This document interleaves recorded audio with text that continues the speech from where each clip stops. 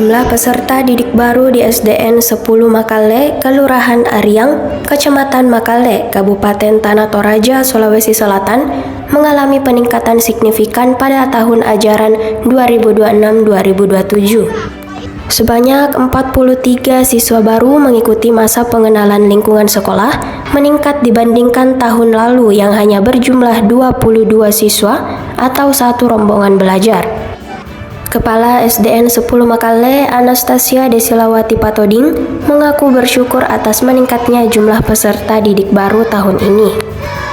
Dengan jumlah tersebut, sekolah kini membuka 2 rombongan belajar untuk siswa kelas 1. Anastasia menjelaskan kegiatan MPLS dilaksanakan selama 5 hari dengan materi yang disesuaikan untuk membantu siswa baru beradaptasi dengan lingkungan sekolah.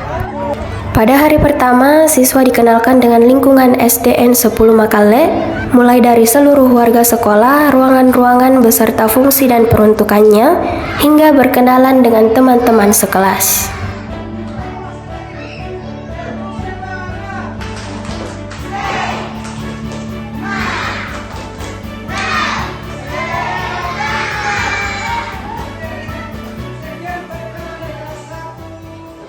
Ya, terima kasih untuk kegiatan MPLS di SDN 10 Makale. Puji Tuhan, tahun ini kami memperoleh lebih banyak siswa dibandingkan tahun yang lalu. 28 siswa, tahun ini meningkat signifikan sebanyak 43 siswa yang datang mendaftar di SDN 10 Makale dan semua boleh mengikuti MPLS pada hari ini, dimulai hari ini hingga hari Jumat yang akan datang. Kegiatan MPLS selama 5 hari dilaksanakan di SDN 10. Adapun kegiatan yang dilakukan itu di hari pertama itu tentang mengenal sekolahku.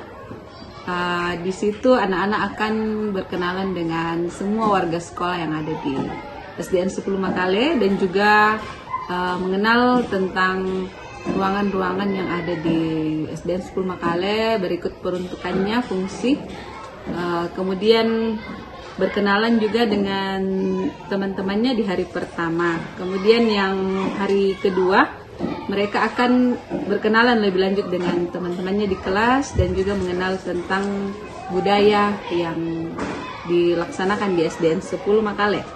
Untuk hari ketiga, mereka akan belajar tentang bagaimana membiasakan perilaku hidup sehat dan disiplin. Di sini nanti anak-anak akan beraktivitas seperti senam pagi bersama, kemudian makan sehat dan bergizi. Kebetulan pada kegiatan MPLS ini untuk penerimaan makan bergizi gratis sudah boleh terlaksana mulai hari ini. Iya.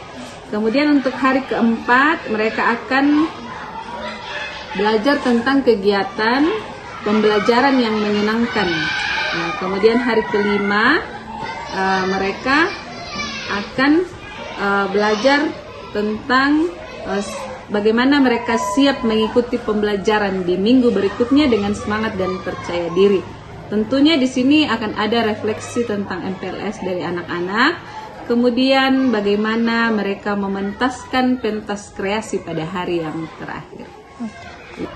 Kendala yang dihadapi pada kegiatan MPLS itu sebenarnya tidak banyak ya. Kebetulan kami sudah memberikan kesempatan kepada orang tua siswa untuk mendampingi anak-anak selama masa MPLS. Tapi saya lihat sudah banyak anak-anak yang boleh ditinggalkan oleh orang tuanya, nanti setelah kegiatan baru dijemput kembali. Di sini memperlihatkan bahwa anak-anak yang kami terima di sini sepertinya sudah banyak yang sudah mandiri dan tidak bermanja-manja lagi kepada orang tuanya. Kemudian kendala yang mungkin saat ini yang bisa menjadi penghambat kami dalam melaksanakan kegiatan MPLS adalah adanya pembangunan ruang baru, rehabilitasi, sehingga mungkin ruang gerak anak-anak akan lebih sedikit, terutama karena kami melakukan shift dalam pembelajaran, sehingga mungkin itu yang akan menjadi halangan dan terjadi dalam kegiatan MPLS ini, namun kami sudah mengantisipasi hal tersebut dalam rapat panitia untuk melaksanakan kegiatan-kegiatan yang tidak terlalu banyak menggunakan aktivitas di luar, sehingga anak-anak boleh beraktivitas dalam kelas dengan aman. Download Tribun X sekarang, menghadirkan lokal menjadi Indonesia.